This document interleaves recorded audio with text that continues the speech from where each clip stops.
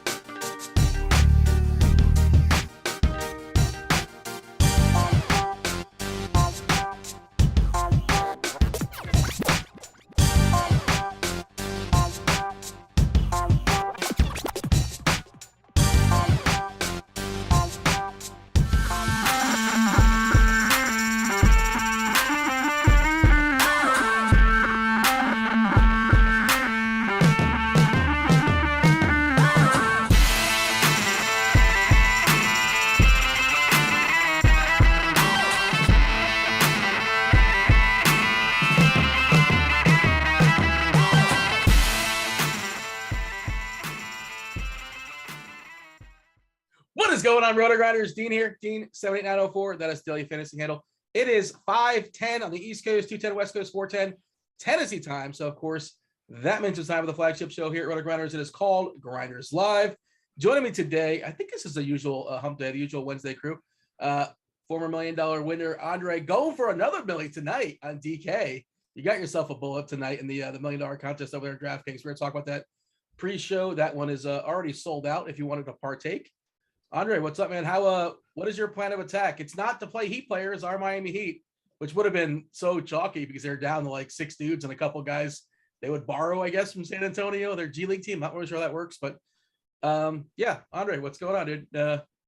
No Heat. So what's plan B? Disappointed in that. Plan B, I don't know what plan B is. Yeah, we're gonna go along with it. I've been trying to figure what plan B is, but it might be go balance. It's B for balance. So that might be the way to go today. So we'll figure it out because the value it's okay value, but not that great in my opinion. Yeah, we were kind of talking about it, and it depends on where you're shopping. Obviously, there's still a lot of value stuff on Yahoo if you're looking about Yahoo, but TK, a lot of the guys are just kind of hiked up a little bit, like even like LeBron at 11.8, Lillard 10.6. It feels like a lot of the stars are a little bit more priced than they have been, and even like the guys that are getting a pile of minutes with the COVID issues, like Sadiq Bey is almost 8K, Karis LeVert is over 9K, almost anticipating Brogdon being out. So it's an interesting thought process as far as going balance, because that's not the way I've been building the last few days. And a lot of people would just kind of plug in the value plays, plug in the studs, and just kind of make it work around there. And we saw scores last night of almost close to 400 or some around 400. I know my best lineup put around 390 or something like that. It's man, what a world. It's there's people so angry on Twitter. Like, I put up 350 and I won nothing. What, this is make it? It's rigged. It's gotta be. Put up 380 just to min cash and a $15 on FanDuel, and on DK you needed like 335 minimum just to cash. It was crazy. It's a crazy night. Yeah, and of course, things can absolutely change. We're still like there's 2 hours basically till the first tip off, and goofiness. We have we're plugged in as far as Twitter, seeing what's going on, who's in and who's out. We just saw before the show Reggie Jackson out of protocols, then any conditioning issues. Now he's upgraded to doubtful. So just like all sorts of stuff to monitor. He's not that important, obviously, but just kind of keeping our eye on everything. Will, what's going on, dude? How's life in the prop shop? How's life just in general? Yeah, prop shop's good, man. Too bad I won't be able to bring $1 million in tonight. The contest is closed. I mean, man, you gotta be quick, man. Yeah, you gotta be quick. You gotta be quicker than that, like that Geico commercial. At any rate, that should be a fun little breakdown tonight. A lot of good things can still happen. Going to be plenty of tournament spots, I think. Plenty of teams are still slightly shorthanded, right? Not full strength, and so while you may not see the crazy 3 or 4K value, I still think there are a few spots out there that you can take advantage of. So should be a good little breakdown. Do you want to say what's up to everybody out there watching us on the old YouTube? Hit that like button. Do subscribe. If you're on YouTube, you're looking for the chat box. We want to say hello. We want to talk. We want to converse throughout the show. Make a comment on such and such, or ask a question that Devin, producer Devin's going to compile and throw at us on later in the show. How would you go about doing that? Well, we have a couple extra steps. We apologize. That's kind of how it works these days. Rotogrinders.com/Discord. Join that Discord channel. Does not cost you anything. You do not have to be a premium member. It's a free channel. That would be the live stream chat channel. That's what we're going as far as the conversation for this show. Again, rotogrinders.com/Discord, and then go to the live stream chat channel. I'm sure, Will, you probably have your eyes on the prop shop as well, too, which is inexplicably, that should not be free, right? That's for everybody. You're a man of the people, so it's for everybody, but that's always hopping any hour, anytime I jump in there. You guys are talking all sorts of sports, and sports in air quotes too, to some degree. Your CSGO or whatever it may be. I guess it's a sport. I don't know. It'll be back in January. Don't you worry. It's on layaway. I didn't know that. Oh, they took a pause. I mean, I think the last set of championships ended last week, and so I think everybody's got maybe a week off or so. But don't worry, we've got our calendars marked. It's coming back real soon. You got to rest those thumbs, right? You got to rest those fingers, I suppose. Billups and Calluses. They can't. They're refined athletes. They can't play 12 months out of the year. It just if somebody doesn't know what I'm talking about, what is the prop shop? Why should I join that? I mean, it's turned into a nice little community, place where exchanges of information happen frequently. My name might be on the outside of the door, but trust me, I'm not the only person that's giving out the analysis. So it's a real good place. Everybody works together to try and get things done, and so that's the beauty of it. We're trying to all help each other out. So if that's something you're looking for, come on in, man. The water's warm. Joint sweat, that's what you call it, right? Exactly. The joint sweat is always in full effect over there. Or all in right, there, again, rather. Keeping our eye as far as who's in and who's out. We'll do that as we go game by game and break it down. Should we do the PrizePicks winners? Knock those out, get those out of the way. PrizePicks promo, of course, you guys are not aware, and that's one of the things you guys talk about heavily in the prop shop there, Chief. I know you got a couple winners you set aside. You gave to Devin. If you guys have not played on PrizePicks, whatever reason just yet, use the promo code Grinders, GRINDERS. Both you guys have set aside a couple winners, and we'll show those in just a second. Also, with that promo code, what does it get you? With your first deposit for 100% deposit bonus up to $100. So $100 deposit bonus if you deposit $100. Chief, give us some winners on PrizePicks today. Well, I mean, we're going to kick it off and this is some info I put out earlier this morning, which I think is, even more important in terms of, in this space, finding the nuggets early is always going to be beneficial. We were looking at LaMelo Ball, and look, LaMelo's a star overall, but come on, I mean, I think his line opened up at gotta be, I think, 7.5 or something like that in terms of rebounds. And let me go and check, because that was from a lot earlier this morning. 7. I just don't see that against Indiana. We're already a really bad rebounding team, and with Plumlee coming back into the fold, I definitely think that's going to take away from some of our guards. Bridges is out, but Plumlee's he's gonna suck up, I think, most of our real, air quote, real rebounds. And so I just don't see, LaMelo getting too involved in the glass, especially you got Sabonis, you got Miles Turner, Karis LeVert's going to be involved on the glass as well. So I think between all those factors, I just don't see it. And then Rudy Gobert came in like 15.5 rebounds. That's way too high. Look, I like Rudy Gobert in terms of, as a person, but if they're going to give us 15.5 every day, then that's an under every day, like every single day. I don't care. Well, the weird one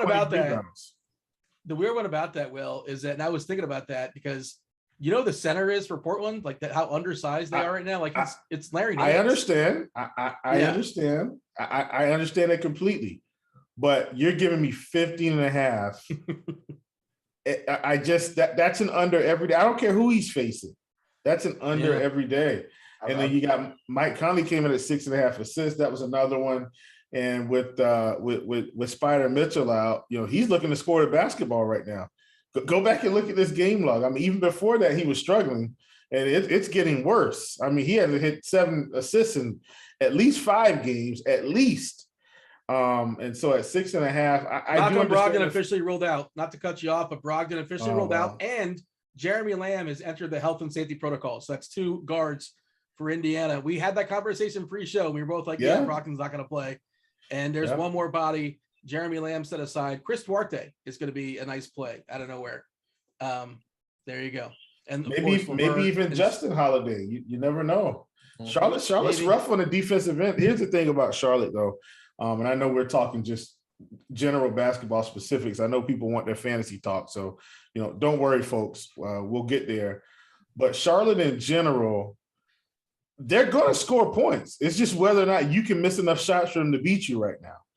And ironically, I secretly think Charlotte wins this game tonight for what it's worth. Only because I think we have better overall skill players playing right now overall, especially at the guard position. You got LaMelo, you got Rozier, you got Hayward, Cody Martin is back in, Kelly Oubre is back. That's tons of scoring for this team. Our team is guard dependent mostly, and that's where most of our scoring is going to come from. And so losing Brogdon, losing Lamb off the bench, I think it may hurt the Pacers a little bit. I would not be surprised if Charlotte's up by 10, 15 at half and can go ahead and close this thing out in the third quarter. Not making any guarantees. I'm just saying, based on the specific guard play, I do think we have an edge in that department. But we'll see. We're on the road. We're a young team, and go from there. For what it's worth, I mean, I take +4 right now for the Hornets for sure. Yeah, we'll break that game down in a second. We'll do New York, Detroit before that. Andre, I want to bring your PrizePicks selections as well. What do you have for us? These are some actually my favorite plays of the day too. Just in general on both sides, whether it's FanDuel or DraftKings. But Desmond Bain over 18.5 fantasy points. Shout out to Grant for taking over every single day. I think that he's definitely gonna get it today against the Lakers. Is an easy matchup for him. Al Horford going against the front court for the Clippers against the Clippers, where you don't have Jason Tatum there to worry about. So he should be able to get more peripherals and be able to score the ball more. I look for him to have a big game and be sneaky today. One of my favorite plays of the day, Devin Booker, being able to put up 40.5 fantasy points. So going with the over on that should be a good matchup back and forth game against OKC, and they're going to need a scoring with DeAndre Ayton being out today too. Shai Gilgeous-Alexander on the opposite end. I think he's going to go over. I think I listened to Beer's thing earlier today.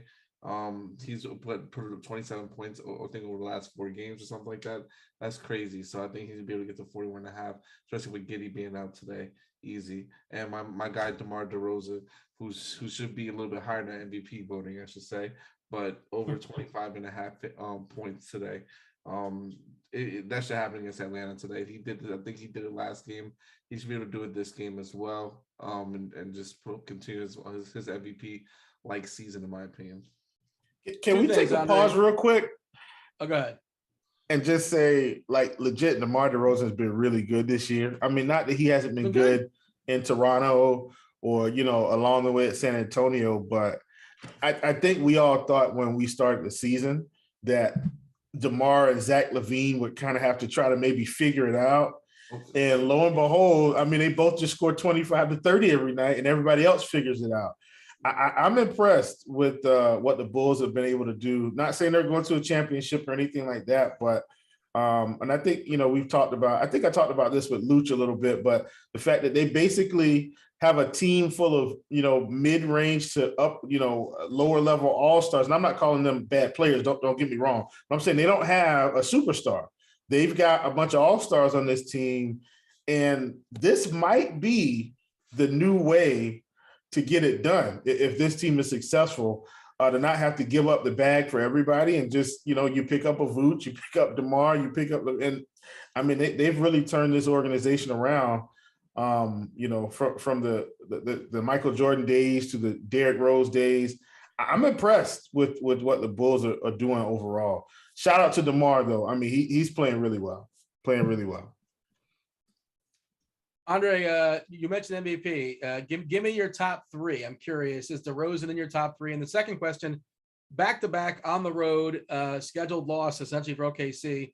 That's my concern for SGA. Like they're 15-point dogs here, and how quick does he get, I've seen kicked off the court? They've done 15-point dogs before, and they end up winning the game. So I don't like to predict that because I've done that before and it's always bite me in the butt. So, but yeah, my top three would be right now Kevin Durant number one, Steph number two, and then DeMar number three, in my opinion. No Jokic. The Jokic disrespect. Jokic is 4. He did it last year. He's doing what he's supposed to do. Well, I mean, that's the whole thing. Like the Jordan and LeBron for years, like didn't get it again because they got it before, and it's boring to give it to the guy again. But I guess that's how it goes. All right, let's break it down game by game. New York and Detroit. 214 is the total. Detroit is an 8-point dog here versus New York. 7:00 game here. As far as the Knicks, they're pretty healthy considering. Rose is gonna be out for a while. They're still without Nerlens Noel, their backup center or their starting center, depending on how you look at that. But Mitch Rob's going to draw the start. But otherwise, they're pretty healthy, New York. And we saw like Alec Burks take a big hit as far as his minutes last time out. Detroit is far from it. They're without many starters. Cade Cunningham, of course, still out. Isaiah Stewart is still out. No Killian Hayes, no Corey Joseph, no Josh Jackson, no Trey Lyles, no Saban Lee, Magruder, and Jeremy Grant and Olynyk. It just feels like 4 months ago, whatever it was. Olynyk still out. They found Derek Walton. He started for them last time, played 31 pretty horrific minutes, but he's still really cheap and probably going to play a good bit of minutes. We talked about this pre-show, Andre. Like Sadiq Bey is all the way up to 7-9, but they got walloped. They got crushed, and he still played 40 minutes because he kind of sort of had to. I think it was 41. Luka Garza, pretty decent fantasy point minute player. He's cheap. He fouled out, which suppressed his minutes. And also one of the Diallos, Czech Diallo, fouled out too. Two guys fouled out last game. So Detroit, what are your thoughts? I wish Detroit would just like never been any slate. It's my least favorite team to talk about. You figure it out for me, Andre. What do you like about the Pistons tonight? Very simple, straightforward. Hamidou Diallo should be the top target from the Pistons. At 6,200 on DK today. Just because he should be the one getting the most usage, but he's very score independent, so that's the only problem that I have with him. But I like getting to him today in tournaments. He should be a nice, decent play. Nice, good, pretty good play. And Sadiq Bey, someone else I'm gonna have to today. 7-9 is expensive to pay for him. This price is probably is definitely better on on FanDuel, but I think DK priced everyone well over today, just for today probably because of the implications on the slate and what it entails. But in this position, like you said, playing 40 minutes is a plus. So I don't mind rostering him at that point because he can obviously we've seen he has the upside to get 50 fantasy points on any given slate. So I do like getting to a little bit of him in this matchup for sure. Luka Garza, I want to get to more of him. I'm interested in seeing how many minutes he plays. We know he's a point per minute guy. He had about 9.4 fantasy points per minute. And if he's playing like 20-25 minutes like we have him, I think he'll be an excellent play. He even go over that too, especially against the Knicks, who are just gonna have Mitchell Robinson up there in the front court. So I like getting to him a little bit today. And Derek Walton Jr. I was just watching film of him earlier today. He's a good player. He's a good passer. I'm comfortable with using him in DFS, but I'm not going to be as high on him as I think if he's going to be like 20-30%, I'll be under the field on that. I'll probably only have maybe like 5 to 10% of him the most, just because I'm not fully comfortable with how he's going to play. And plus, it's a slow matchup against the Knicks as well. Yeah, his one game, 31 minutes, 0 for 5 in the field. He got shut out, but he distributed the ball well, grabbed some boards, got some stocks. Mm-hmm. He's super, super cheap and projecting a fair bit of minutes as well.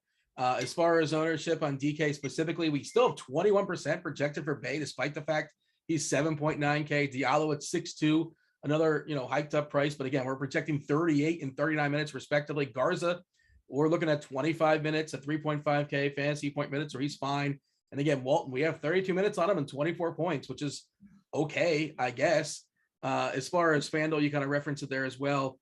The Bey price is even better over there. Therefore, the ownership is looking at 25%. Diallo at 6K, 27%. Will, your thoughts as far as the Pistons, or you want to jump on over and talk about New York, who's on a back-to-back and they're traveling?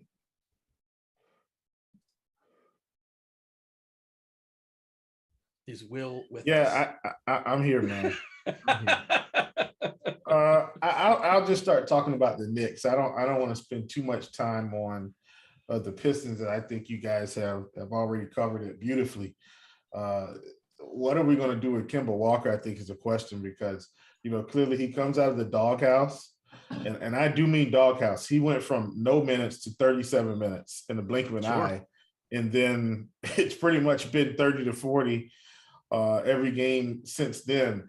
What has changed the past two games against Minnesota and Atlanta are the shot attempts. And so I guess my question is, do we think that's noise, or do we think he's going to get back into the upper level of close to 20 shots a game?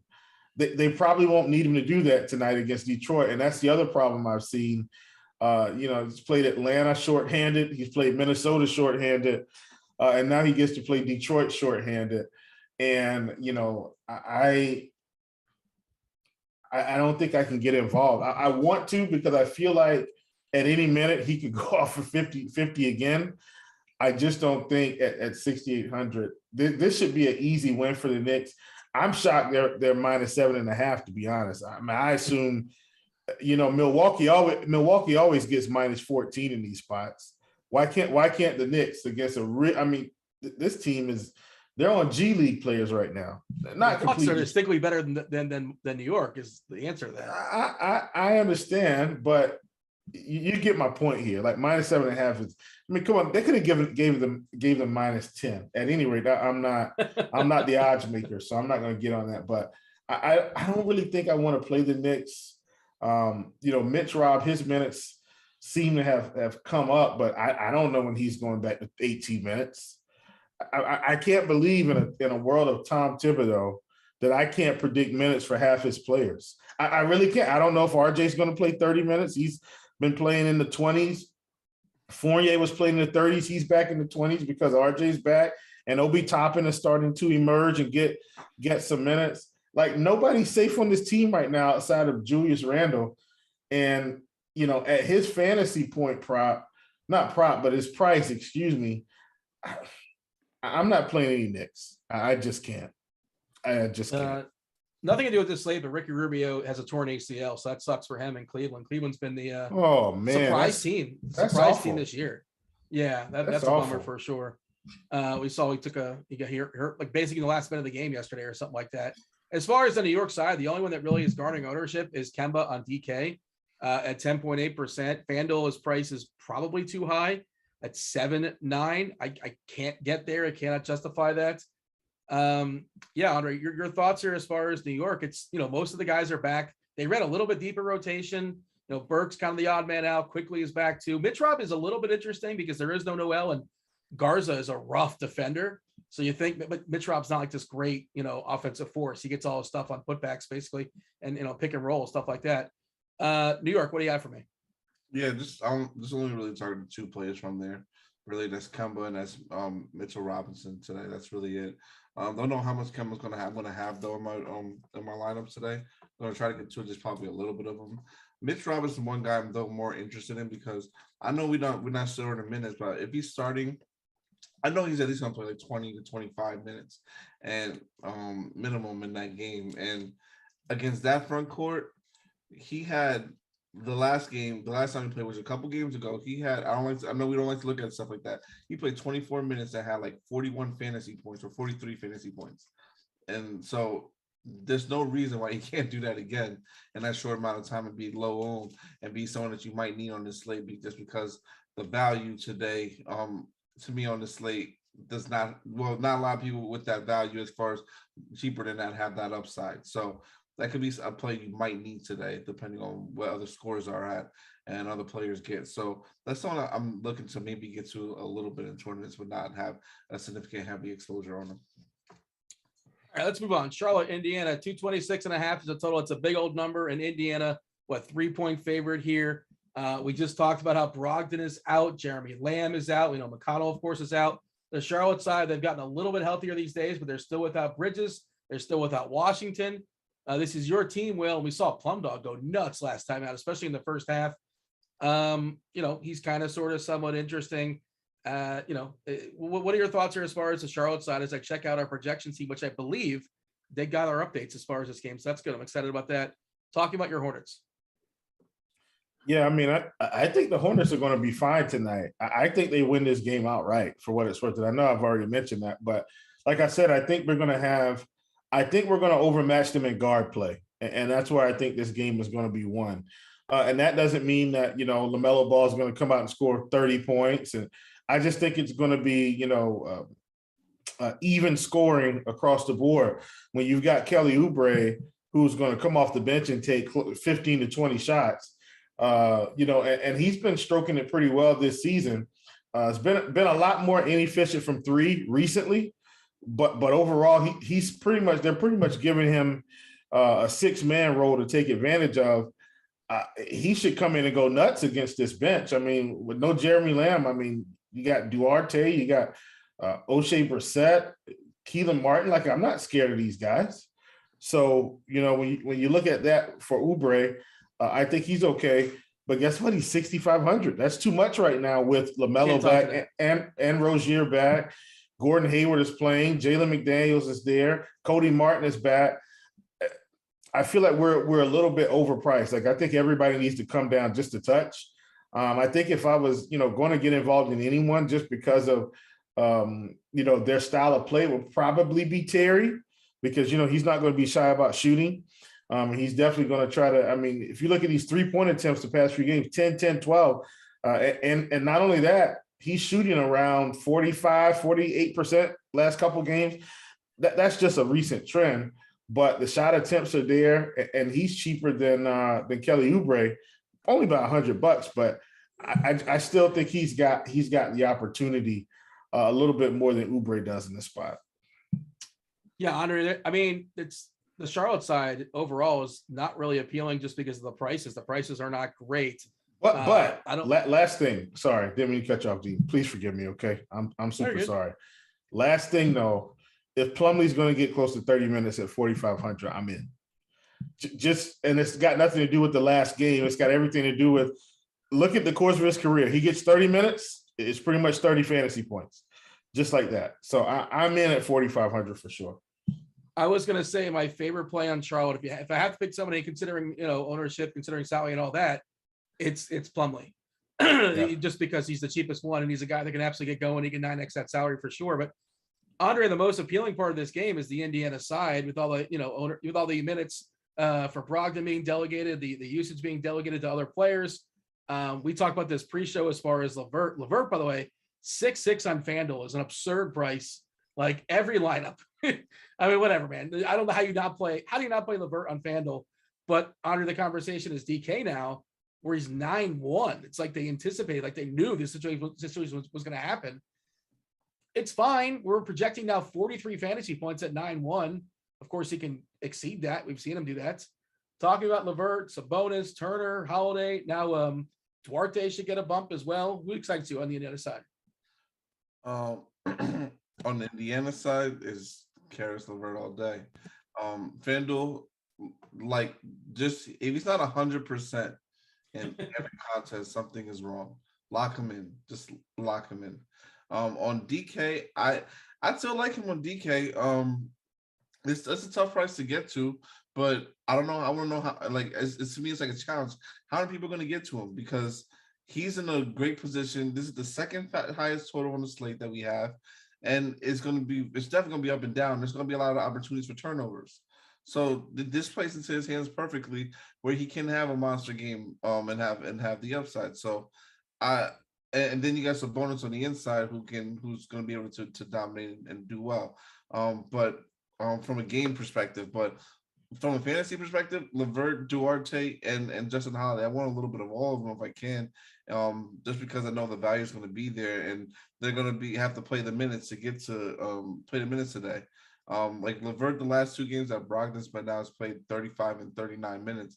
I'm comfortable with him probably getting about around those minutes again. I think we're a little bit low on his minutes we're at 36. I think we should come up a little bit more. And Duarte, he's already normally playing, I think, around that amount anyway. And with Lamb being out, I think that's going to just divvy up some more minutes, maybe to a guy maybe like O'Shea Brissett, who you might want to take some chances on the tournaments, maybe potentially, if he's still in the rotation, which I believe he is. But yeah, other than that, I just want to get to the main three guys of LeVert, Duarte, and Justin Holiday today on the Indiana side. Charlotte's going to be hard to get to. They're good tournament plays, in my opinion. If you're going with a guy like Gordon Hayward, LaMelo, or Terry, particularly more so Terry, at the price he's at, but that's it. They're more just, like I said, tournament flyers and darts. You kick off Lamb and you kick off Brogdon as far as the court. I fire up the old court IQ here, and LeVert sees a usage bump of 3.2% per 36, a bump of over 6 DraftKings points. His assist rate increases, his rebounding rate increases. Yeah, he just looks like an absolutely awesome play. And, Turner gets bumped up incrementally. Duarte's another guy over 5, points per 36. Yeah, just your favorite play here, Will, and in purpose, for purpose of time, we're probably already fall behind to some degree, but your favorite play as far as the Indiana side. Definitely Karis LeVert on all sites. Yeah, I don't think I'm afraid of that 9.1 tag, but I don't know if that's going to chase people away, but it's an amazing spot. It's the perfect storm of the matchup and, his teammates being out. It looks really, really good. All right, let's move on. Let's talk about, I believe the Clippers is the next game, if I'm going to pull this up appropriately. Yeah, Clippers, Boston, 211 is the total. Boston is a 6-point dog here. Don't know about Marcus Smart. He's currently questionable with his hand. We do know Tatum's not playing, Schroeder not playing, Enes Freedom not playing. Richardson is off the injury report. We saw last game when Smart did not play, Andre. We saw 45 minutes out of Peyton Pritchard. I mean, I think he's heavily contingent on Smart. If Smart plays, he falls back to, a good bit. If he doesn't, I think Pritchard gets mostly unleashed. I guess they'll have Richardson back, so another live body. What are your thoughts here as far as Boston? Of course, Jaylen Brown should thrive in the absence of Tatum as well. Big price tag on DK, 10K, but I think he's still pretty respectable on FanDuel, where he's mid-8s, I want to say. Yeah, Jaylen Brown definitely. Yeah, he's, to me, another guy when you want to get as much as you can in your lineups today. Especially on FanDuel being at 8.8K, that's a phenomenal price. Everybody's priced up on DK, so to me, that's a good price on DK, I guess, even though it's a little bit over. But he's definitely in this matchup has to do all the heavy lifting, the scoring, and everything. So I like him today. Nothing wrong with Jaylen Brown. I like getting to Al Horford though. Probably is my top play on this team. Besides Peyton Pritchard, who I think is, because I think LaMarcus could have played last. I don't know why he didn't play. It's just his hand, if I'm correct. A cut, if I'm correct. So I don't know why he didn't play last game, but I expect him to probably not play again today because it's a back-to-back. But who knows? Maybe a hand heals that quickly. But Peyton Pritchard is a phenomenal play at the price of 5K. I would like to play a lot of him again. I might even want to get to him still because I think that I think now he's someone in the rotation that since Dennis Schroeder's out. So because we saw him play on Christmas Day when Marcus Smart played. So I think he's someone you might have to still consider today. But Al Horford, like I said before, is my favorite play from this team. Was Richardson available Christmas Day? I'm just trying to think. Richardson's a guy that can also swipe some of those minutes away. No, he wasn't, if I'm correct. I don't think he was. Yeah, no, he was out. He was out. Okay. So I would keep an eye for that news. But I think Pritchard played himself into at least a little bit more of a in this, because he's been playing well the last couple games. So I guess we just have to pay attention to news to see how that goes. But right now I'm expecting him to play at least 20 to 25 minutes, but we'll see. But like I said, Al Horford in that front court is my favorite play for the Clippers. I mean, for going against the Clippers. Yeah, I think Pritchard played himself to get Schroeder traded. I think who's going to say he's distinctly worse or not basically the same as Schroeder. By the way, I pulled up our if-then stuff, and I think Schroeder's got a short-term contract, right? It's a one-year deal, I want to say. Yeah, he passed up a bunch of money from the Lakers, I think. Yeah, they're not getting rid of him on this contract. Oh. I can tell you that right now. Well, what if they can get something back? I don't think no. He's a steal at this rate because they're going to need him in the playoffs. He's a steal at isn't he getting like $4 million a year or something like that? It's a good deal, but like I just don't know how much they have the same guy essentially. Yeah. No, but Dean, come on. With all this COVID around, this screams even more why they should keep him for depth. Even if they wanted to trade him, what if the playoffs comes and Jaylen Brown and Tatum have to sit a game? Like he's going to score 30 points. Your season's over. Instead of losing by 10, you lose by 12. Like, what's the difference? You're done. No, I'm saying one game of a series where something wonky happens. Oh, Dean, stop it. Stop it. Boston's not going anywhere anyway. Come on, they're not better than Milwaukee or Brooklyn or Miami. I didn't say they were, but anything can happen. We've seen it in football. We've seen it across all the sports. Guess what? The Atlanta Braves were dead last season. As soon as Acuna went down. Baseball is different. Get in the playoffs and it's a coin toss. You know that. Okay. Get out of here. Now it's a coin toss.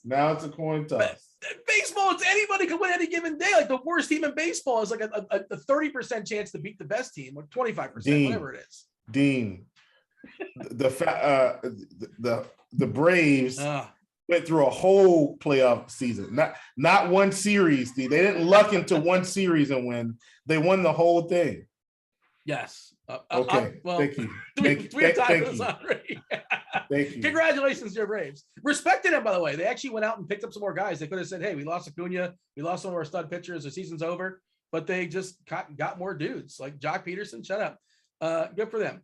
All right. What do we miss? Oh, Clippers. What are you offering, Will, as far as the Clippers? Because they are most likely without Reggie Jackson. I saw he was upgraded to doubtful. Yeah, he's not playing. Okay, is that official? We're just assuming he's not. We're assuming he's not for the sake of the conversation. I mean, I saw it. I basically saw. Okay, they said he was upgraded doubtful, but they also said because of conditioning he wasn't going to play today. So you get what I'm saying? They said both. So I don't think Reggie Jackson is playing. Bledsoe is going to continue to start.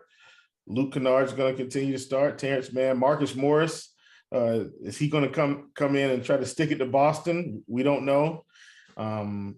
Ivica Zubac is continuing to play minutes, around 28 minutes a game, and they'll need him as well. And while I don't think he's going to, come out and light the world on fire, I think in tournaments he's a little bit interesting. I mean, we saw what he was able to do against Denver. We saw what he was able to do against the Spurs. Like he can crank out 35 every once in a while. And at 5,200 at 0.8% ownership, I'm actually kind of intrigued here. Because he is a guy that kind of gets it done a lot in the first half. If you look at how he plays, he can get you 20 in the first half. If he does that, you're well on your way to 30. So I like Zubac, but mostly, it's probably Marcus Morris. I think he's the go-to guy. I'm actually really shocked we only have him projected at 7%, and I probably just need to refresh, and I can admit that, but I still think I think he's the guy. Projection, and I think it's because 28 minutes, which seems a little bit light. 28 minutes seems a little bit light. I feel like he should be grabbing a few extra more minutes. Yeah, let's put him to 32. I think 32 is reasonable. 32 minutes. I think there's a window. There's an opportunity for him to play 32 minutes tonight. I'm not sure if he's going to, but 28 seems a little low. Andre, what are your thoughts here as far as the Clippers? Marcus Morris is my favorite play from this whole game, next to Al Horford. So I like getting to as much to him as I possibly can, especially if he's going to be that low owned, which I doubt it. Zubac, I agree with Will. That's one of my sneaky tournament play centers I want to get to today. I like him today a lot. Easy double-double. I think he has a chance to put up even more in this matchup. And Eric Bledsoe, who's been taking a lot of shots. I need him to continue to be aggressive, and if he does, I think he'll be good in this spot against Peyton Pritchard, who should be mainly guarding him. Because I don't think Marcus Smart is going to play today, personally. Yeah, stay tuned on that news. I'm checking out Twitter. Nothing just yet, but that will drop probably at the latest an hour. Well, you never know. They might take it up the game time, but sometimes it'll come an hour and a half before tip off as far as that game. And that's a 7:30 tip off, so 6 o'clock. Maybe it'll come throughout the show at some point. Once again, want to say hello to YouTube. What up, YouTube? Hit that like button. Do subscribe. Do turn on notifications. Hit that bell so you know when we go live. It does help us out with the algorithm. If you want to chat with us, join us in the Rotogrinders Discord channel, rotogrinders.com/Discord. We're in the live stream chat channel. That is a free channel, not a premium channel. There are some premium channels. That one happens to be free. All right, let's move on. Next game would be Lake Show in Memphis, back-to-back on the road for the Lakers. 225.5 is the total. Lakers are 6-point dogs here. We're expecting LeBron, as always. He's got that abdominal, and he's probable every single day. That's how it goes. They are expected to get back Wayne Ellington for what it's worth on the Memphis side. They are without Melton and Brooks and Concher and Culver. A couple other guys that are fairly insignificant. Andre, we saw yesterday the Lakers went small. They started LeBron at the 5. Howard played 0 minutes. Jordan played 0 minutes. Is that what we're expecting today against Steven Adams? Maybe, so. maybe not. It's I interesting so. as far as matchup, right? I loved it. And honestly, if I see that lineup, you might want to get LeBron almost every single lineup at that point, because that's a very, like, LeBron pretty much being the point center on that team and playing completely small ball, but and he's strong enough to guard Steven Adams. That actually might run Steven Adams off the court and force him to play small and have Jaren Jackson on him, which Jaren Jackson can't really defend nobody, and then he gets into foul trouble and so on and so forth. Jaren Jackson will be in foul trouble in this game. Yes, he will. There's no ifs, ands, or buts about it. He will be in foul trouble. But LeBron's ceiling, I think, if he's playing in center position, will be exponentially higher. Rebound opportunity will go up a lot more. His assist is already there. Like I said yesterday, he's averaging since coming back from an injury, he's averaging 38 and 8. That's crazy. He's supposed to be going awesome, just awesome, and he's just playing at a phenomenal level. So to me, LeBron is really the top player of the slate, honestly, just to put that out there. But I love getting to him today, especially if he's going to be playing center again. But even though, regardless of that, he's a great play. Malik Monk is an interesting play. I see a lot of people are talking about him today. I think he's a good tournament play. We can't count on him to shoot like that every single night. That's one of the reasons why Charlotte got rid of him, because he couldn't shoot consistently and be consistent as he was. The last 2 games, I'll take it for what it is, but I'll have a little bit of something from the tournaments. But I love getting to also Carmelo Anthony as a sneaky play in tournaments too. They're really tight rotations for the Lakers the other day. Monk put a bunch of minutes, played 40 minutes in the starting lineup. Now Ellington is back, which might change that a little bit. I'm not sure if it's enough. Man, I was one swap to Monk away. I played the dude for the Orlando instead of Monk, and I would have had like the doesn't matter. It's yesterday. Who cares? But yeah, he was a great play. It was Russ and LeBron both triple doubled. Yeah. It was really nice of Russ. I don't know if you guys saw the play. Russ gave LeBron like this last rebound to get him 10. He got 11 later on, but like a minute to go, Russ tapped it to him. Like, good teammate. There you go. Good job, Russ. That's it, right, Will? Like, is there anybody else on the Lakers that's worth talking about? It's Monk. I mean, Carmelo is a guy that can't get hot too. It's Russ and it's LeBron, and that's basically it, right? Yeah, pretty much. Man, LeBron, I don't even know what to say. Like, I mean, first of all, he should be on his way to his glory days, right? Possibly getting ready to retire, riding off into the sunset, playing 30 minutes a game while Anthony Davis carries this team and Russell Westbrook helps to carry this team. And he looks at this roster and says, I'm still the best player on this team. And if we're going to watch this, not win games, if we're going to try to win games, I've actually got to be the best player. That's insane. Like, they brought in pieces to help LeBron and he still has no help. It's unbelievable. LeBron he's playing good basketball. Bring in some 3-point shooters. Is it so hard? But go ahead. Let's bring in Rajon Rondo. But go. I'm done. I mean, LeBron's the best player, probably one of the best players on the slate. He is Giannis. He is Kevin Durant at this point. He is Embiid. He doesn't have a 100-point ceiling anymore. Let me just make that clear. Like, that doesn't exist. But these 60-point games he keeps cranking out are real. These are 30 points, 8 plus rebounds, 7-8 assists, blocks, and steals. Like, this is LeBron until he gets some help. How was LeBron not in Andre's top 3? What was it with Andre? No disrespect. I mean, come on, LeBron James. He just I guess you can only put 3. I guess because he's been back. Let's see, No. Top 5. What do you have as far as the Grizz, Andre? Like John Morant looks like he's really well positioned here. Probably play a few extra minutes than he typically gets. We haven't projected for 35. The defense on the interior for the Lakers not particularly scary. Bane, again, with the absence of Melton and the absence of Brooks, there's some more shots to go around. And we're expecting Kyle Anderson slow-mo to play 34 minutes. And at 4.6K, he's one of the best as of right now. The dollar for dollar plays on the board is Kyle Anderson.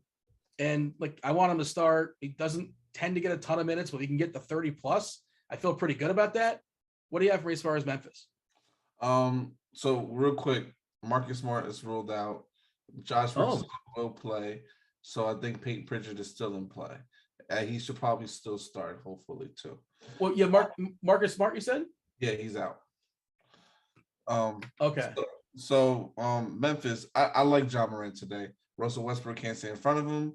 John Morant's a good tournament play today. He's gonna be highly owned, but I think he's a fantastic play today. But I really want to get to Desmond Bane a lot too today. He's just been cranking it out whenever Dylan Brooks has not been playing.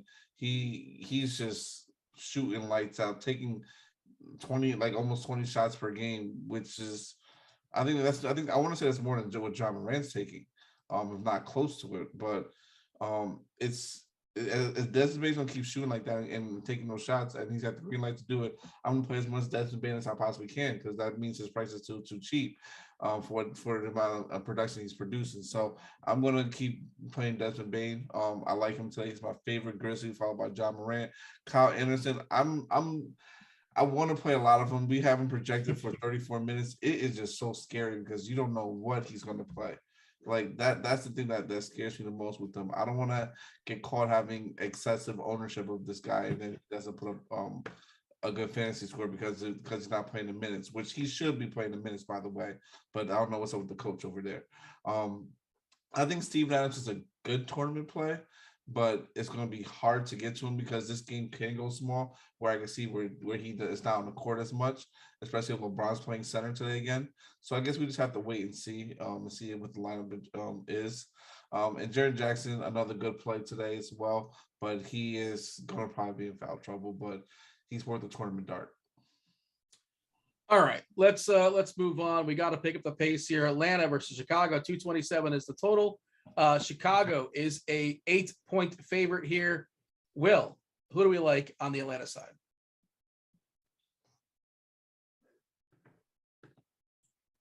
Sorry, I just want to make sure I was unmuted. And I think it's Trae Young, right? Like who else do we really want to play here? Cam Reddish has been playing out of his mind. He's 6,200. I get it. Skylar Mays is going to play minutes. Why? Because he has to play some minutes. Lance Stevens is going to play. Clint Capella is going to play. I still think Trae Young, if this team is going to win, I definitely think it's Trae Young that's going to get them there.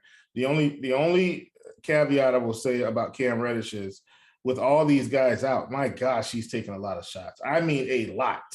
So, and I think you know how I feel about that, Dean. When guys are taking this many shots, they have the opportunity to do some spectacular things.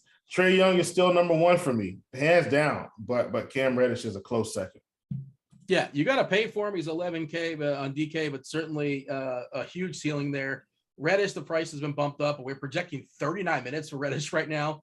The price hasn't fully paid it off. There's still some meat in that boat, I suppose, with 36-point projection. Your thoughts there, Andre? Anything you want to add by all means, or just jump over to the Chicago side where, we saw a game last time out. I think it was against Atlanta as well, where Vuk, DeRozan, your boy, and Levine, all three of them just absolutely smashed. Kobe White, he has to start these days, but of course he's a big usage guy with those guys on the court. But in theory, he could get going. He is a shooter. He's what do they say, a volume shooter or as a streaky shooter, I suppose. What do you have, Andre? Feel free to add anything in Atlanta, but if you just mostly focus on Chicago because again, we're time restricted right now. So knock out the Bulls if you don't mind. Yeah, Bulls, they're all tournament plays. It's just the main three guys. DeMar, Zach, Vucevic gets to some of them in tournaments. Vucevic is probably the best play in a tournament. Just from a price point, he's the cheapest of the three on DK, so I like him probably a little bit more.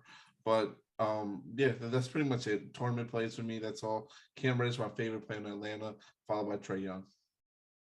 All right. No Miami game, no San Antonio game. If you're just tuning in, if you missed that, they, of course, are not playing basketball tonight.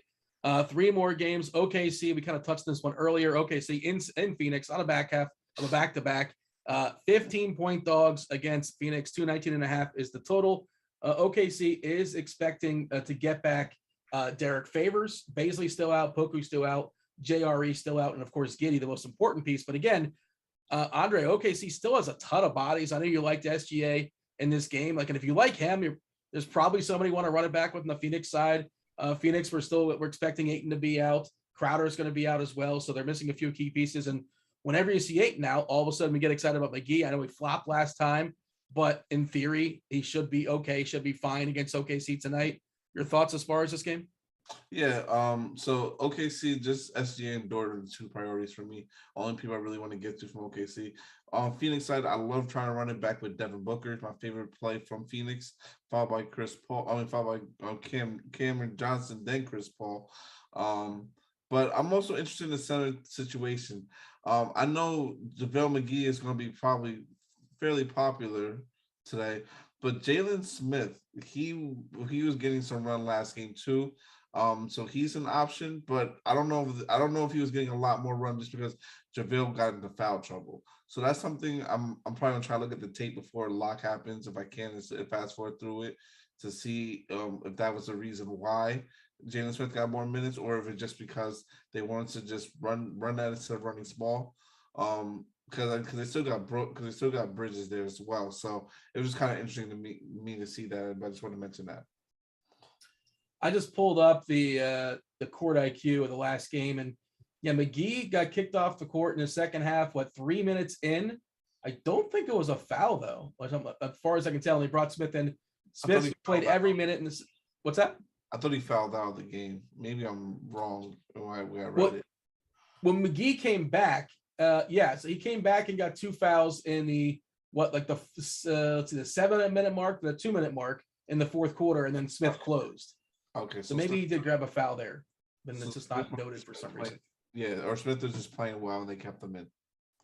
That certainly could be it as well. Will, any thoughts you want to add to this game, or feel free to give me your favorite play on each side of OKC and Phoenix? OKC, nobody.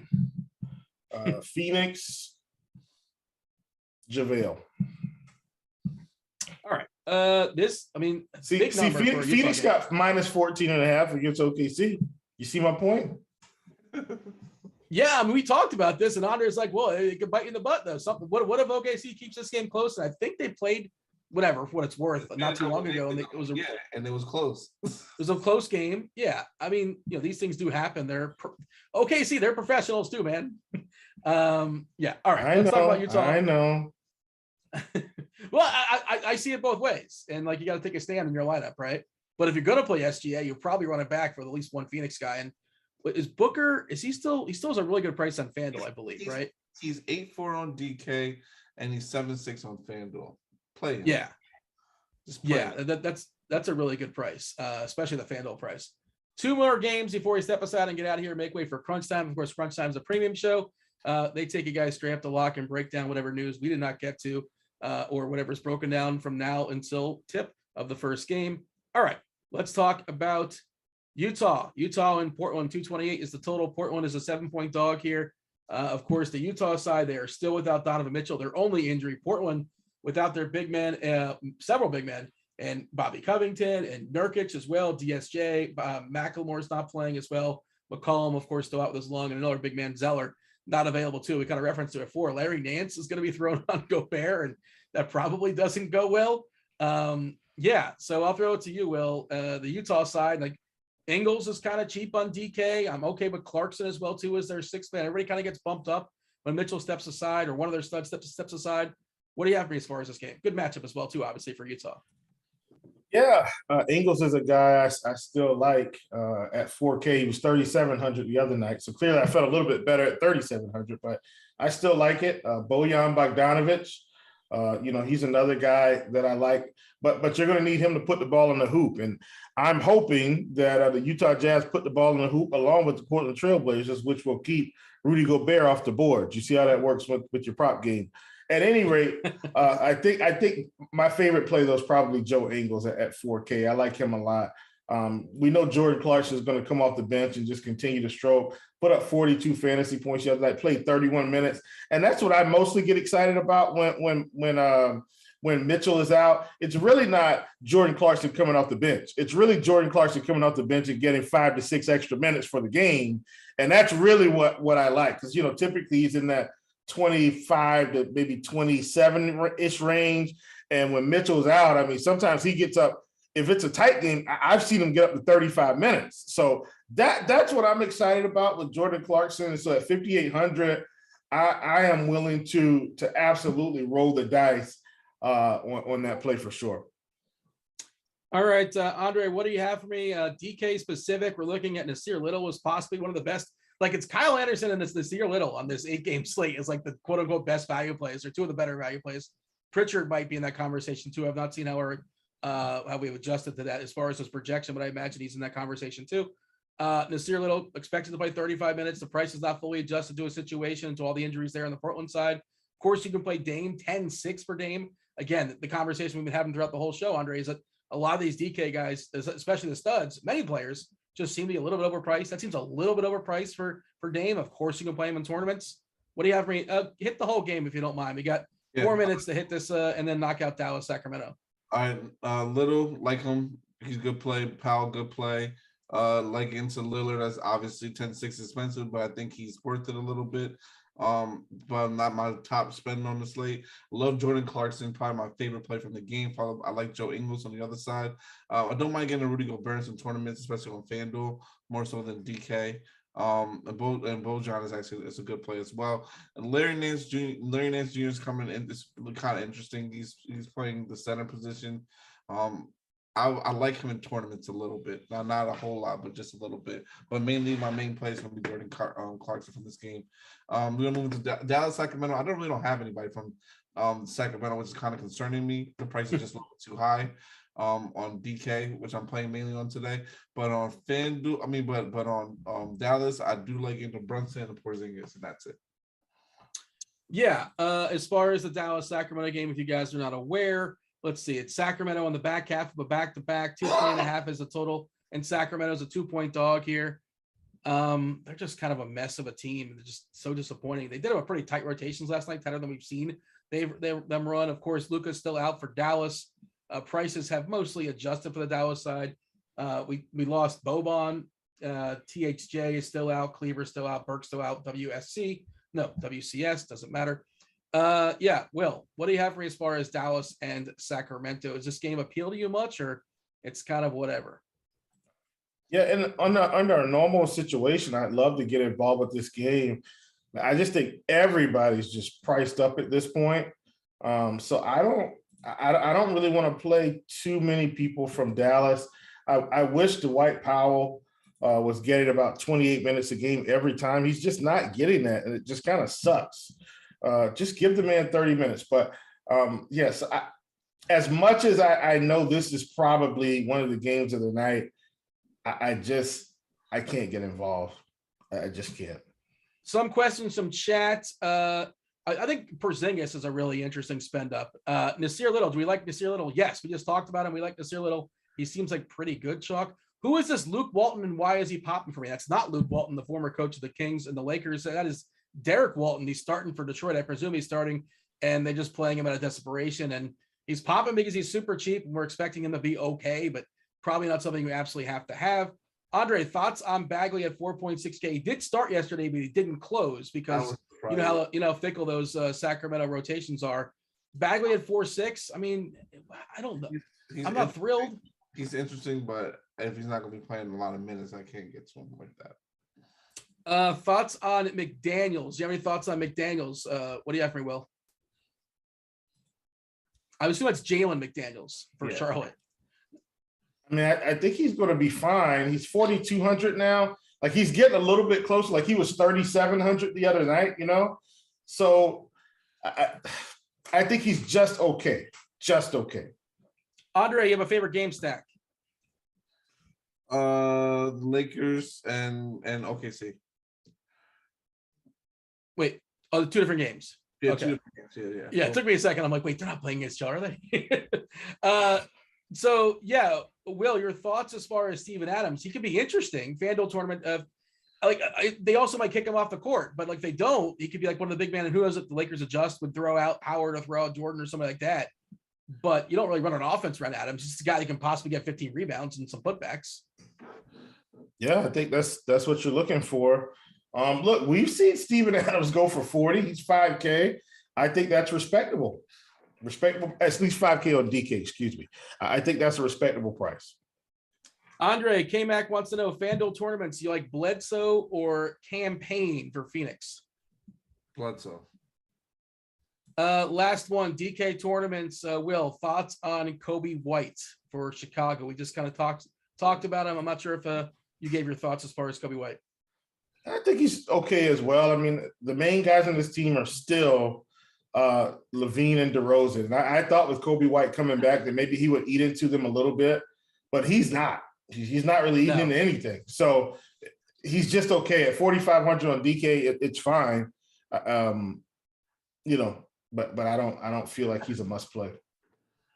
Andre, you got anything else regarding Marcus Morris to see his minutes limit increased Wednesday? That's interesting. We talked about Morris. We just talked about his minutes, and there you go. Like we had a projected for 28, Andre. Marcus Morris can be in my lineups tonight. And that's always fun. He's been good though, and he's like without Paul, he's one of their main guys that can create shots. You like Morris? Oh, I love him. He's going to be shooting a lot today, so I'm already 3 times the field on him. Oh boy, yeah, I'm going to play some Marcus Morris too. We got to step aside and get out of here and make way for crunch time again. Do thank you all for joining the Discord here at RG. Hit that like button if you're watching us on YouTube. Like, subscribe, turn on notifications, all that good stuff. If you guys are premium members, you know that crunch time is right around the corner on Rotogrinders.com. Check that out. They take you guys right up the lock, and they help you build lineups too. Give you a lot of good advice there. All right, and they answer your questions. Whatever questions we didn't answer, they'll answer for y'all. That was Will and his prop shop. Check that out in the Discord. That is free. That's Andre winning $1 million tonight. Andre, good luck. You're gonna be a millionaire once again after tonight. And producer Devin, thanks to you as well. That was basketball. I was Dean. We're out of here. Oh.